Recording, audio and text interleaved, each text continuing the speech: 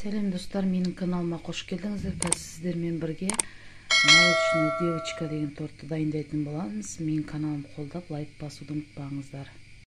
Осылай 4 жұмыртқаны қойылатылған сгущенканың үстіне салып, енді араластырамыз.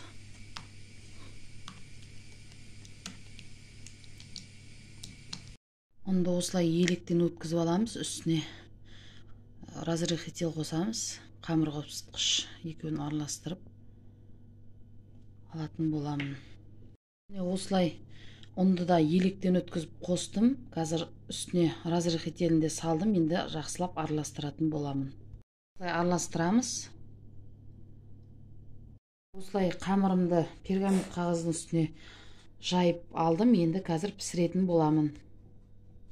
Енді кремін дайындап алатын боламын. Осындай сливки.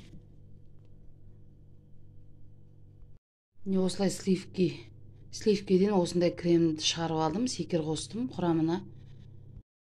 Достар, менің тортым осылай шықты. Үйге балаларға жеуге өте жақсы, жұмсақ.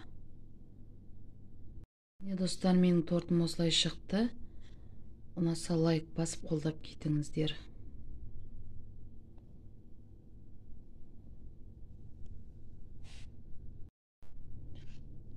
Достар, менің тортым осылай шықты, жұмсақ.